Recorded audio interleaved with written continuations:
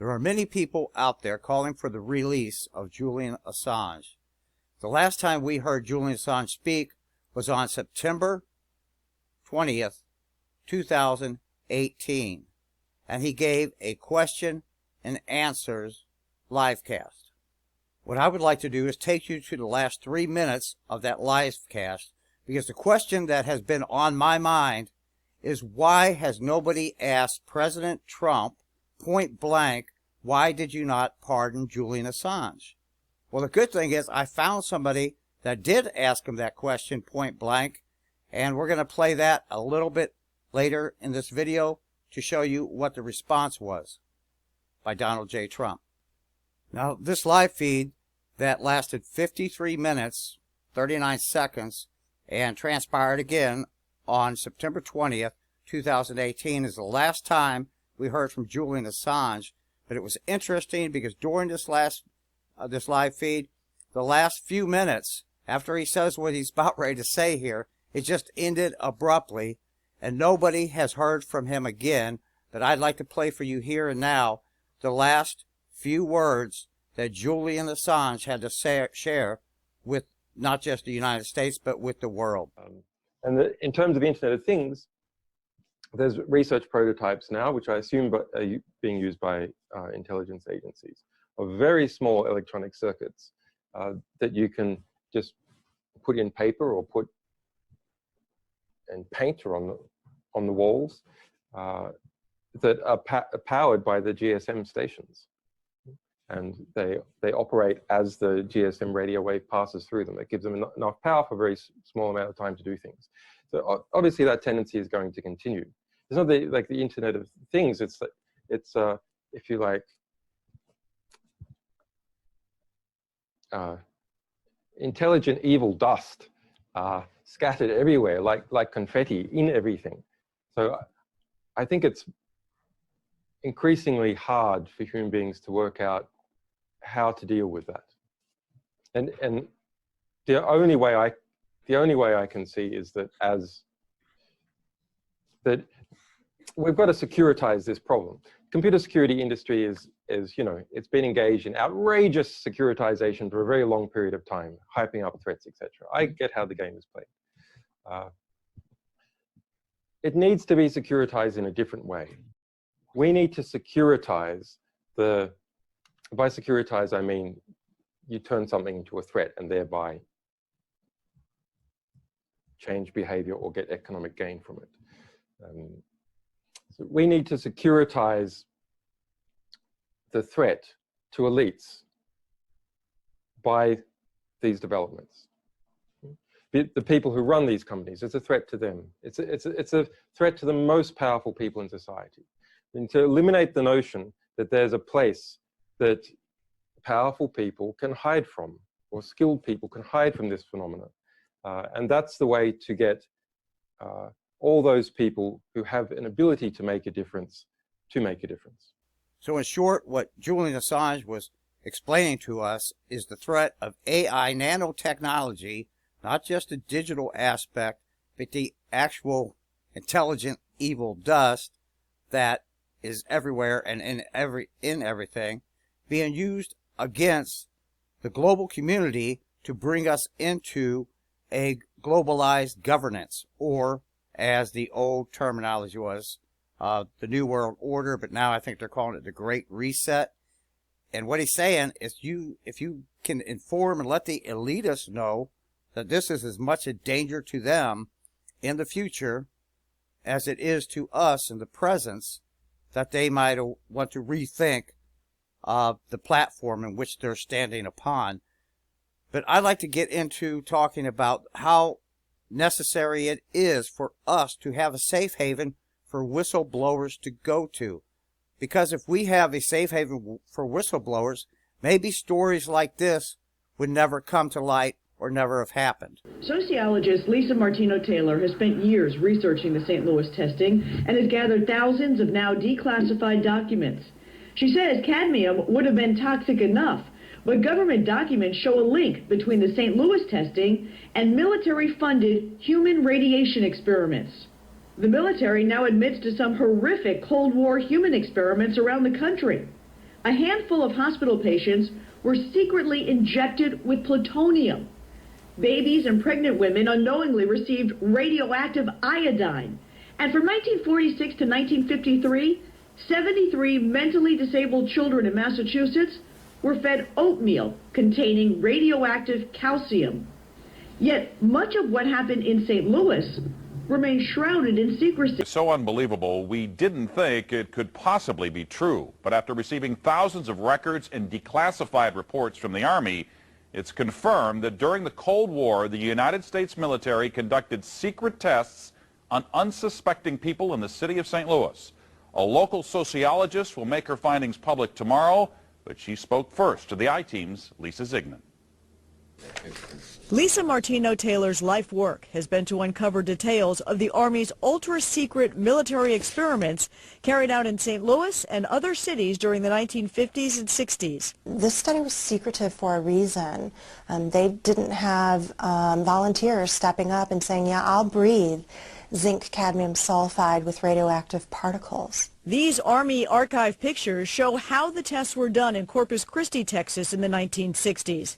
In Texas, planes were used to drop the chemical, but in St. Louis, the Army placed chemical sprayers on buildings and station wagons. City officials were kept in the dark about the tests.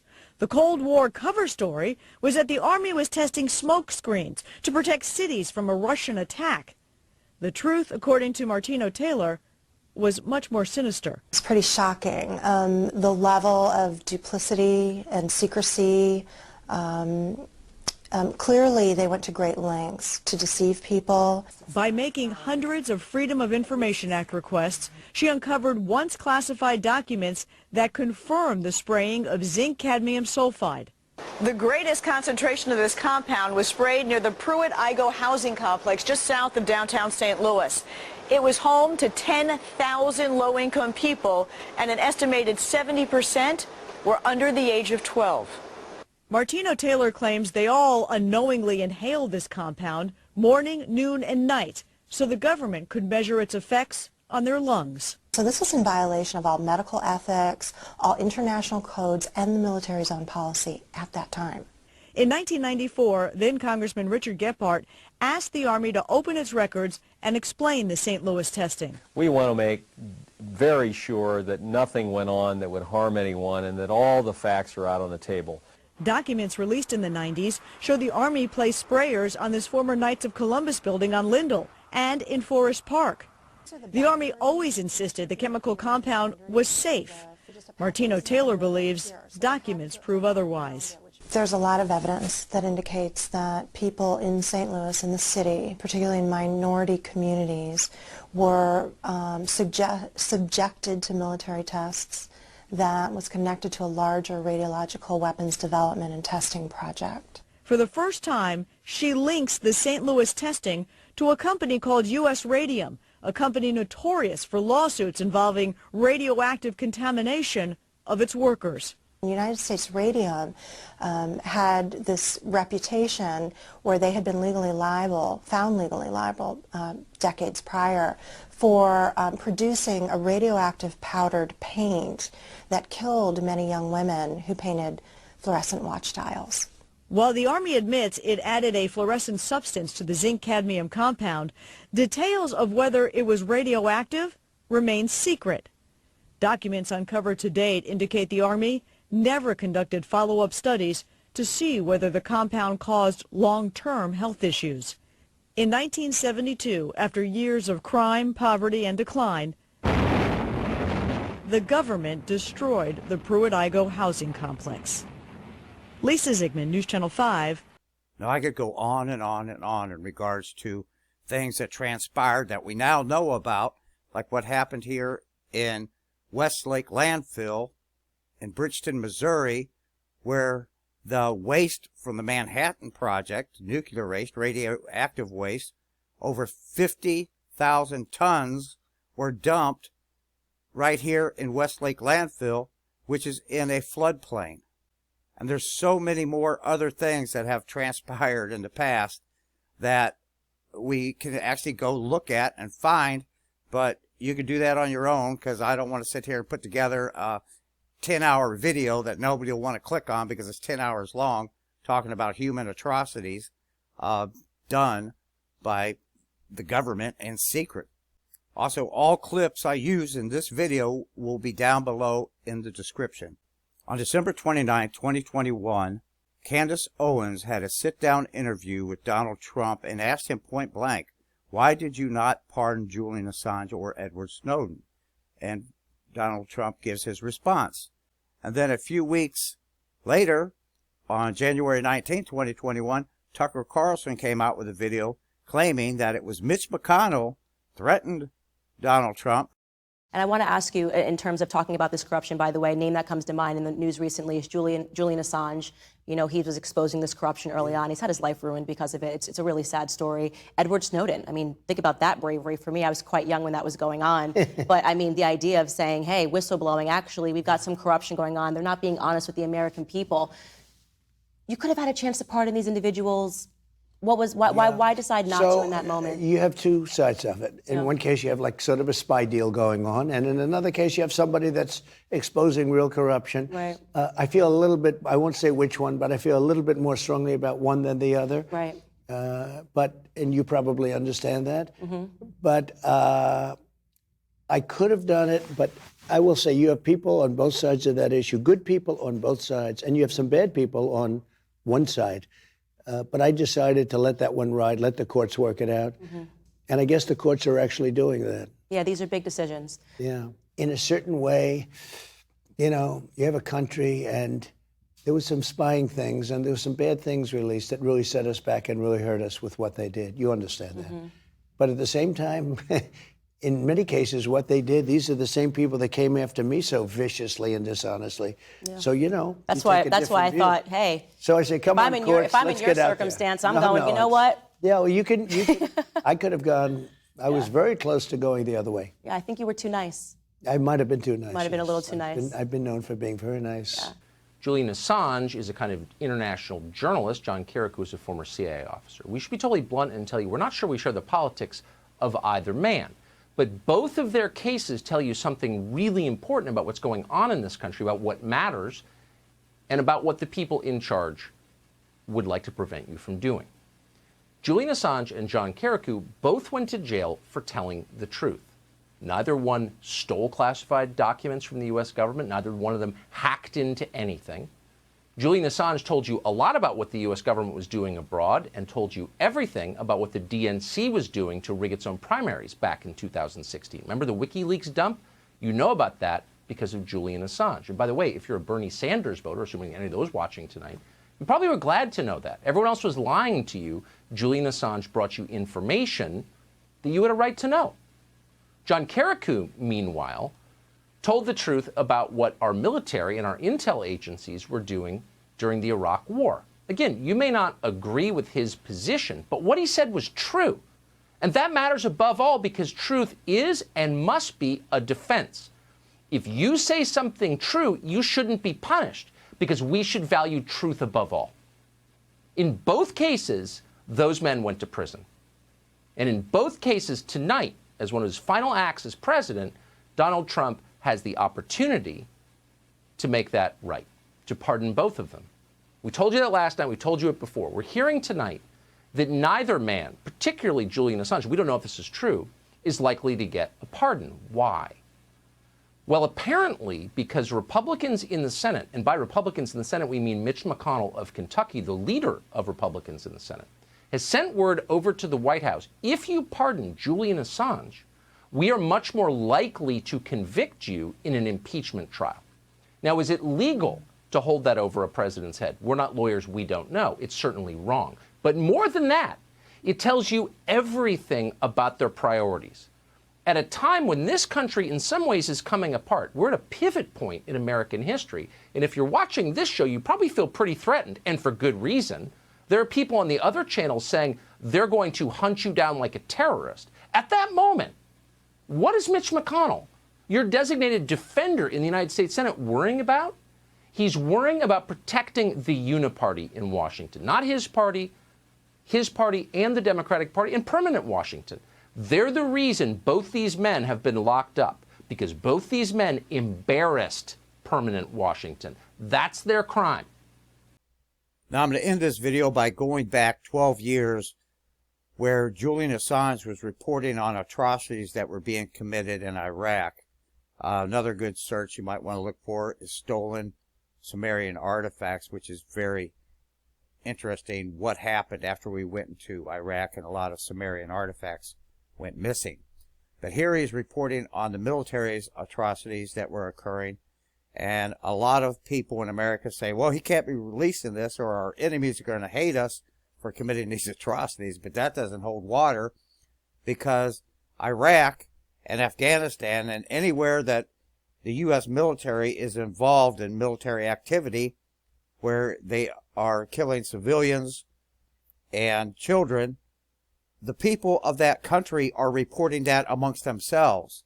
That's spreading out throughout that country, and Americans should know about it because we do not want our military doing things like that.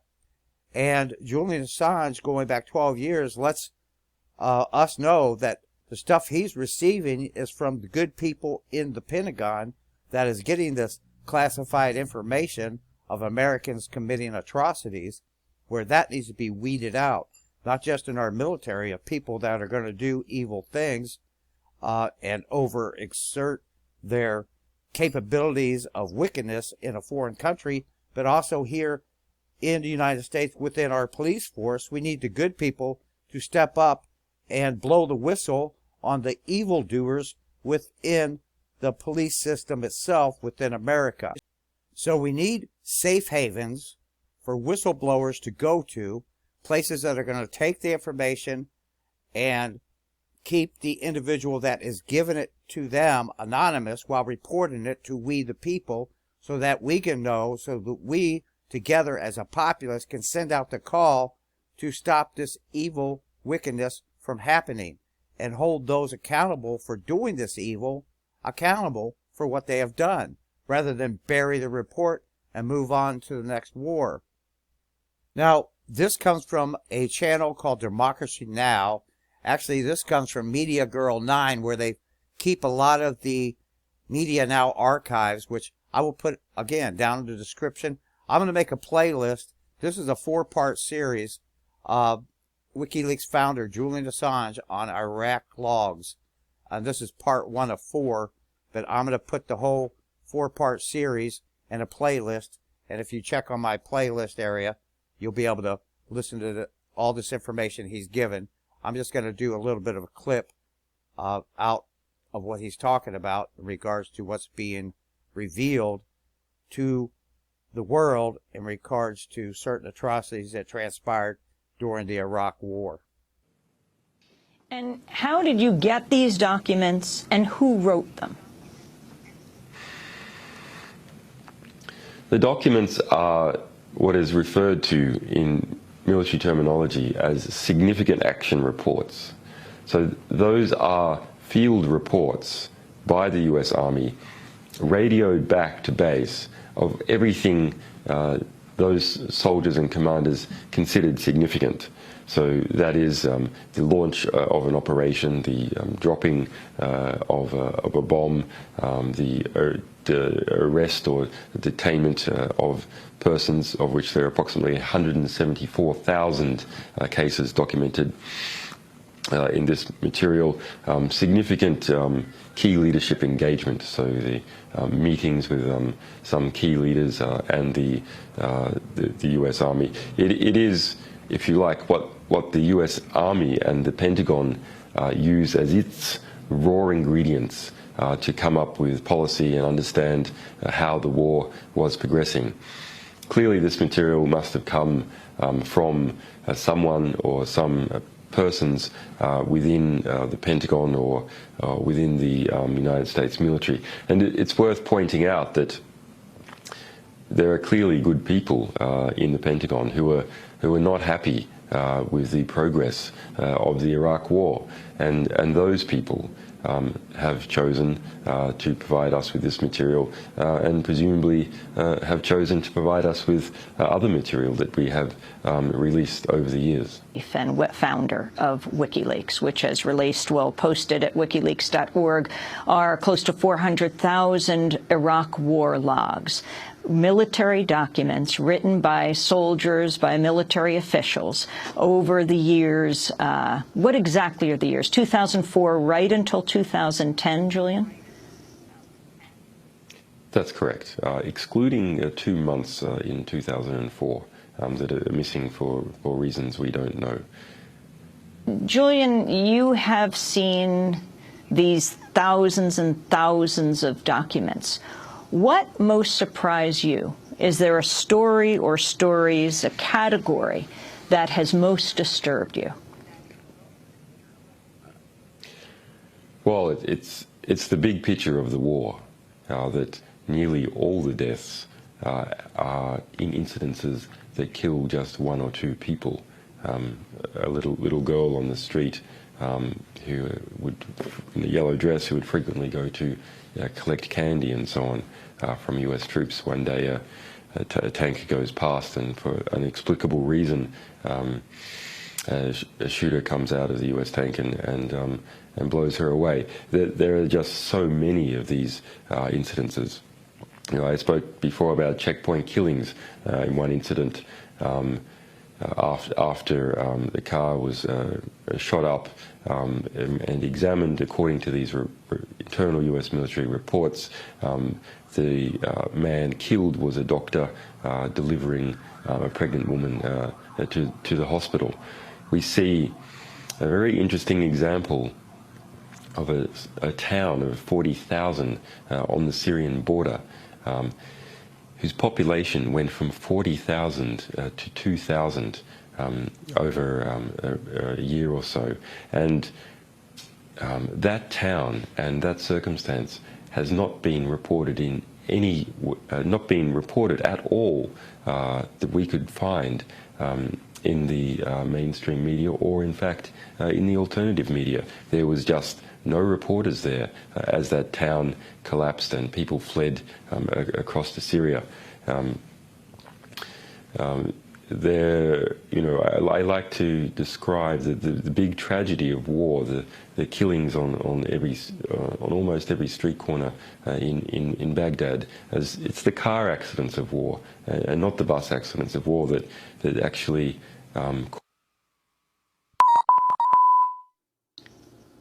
It looks like we've just lost Julian Assange, WikiLeaks founder. Satellite just cut off to Britain. We'll see if we can get him back, but we'll move on to our next segment.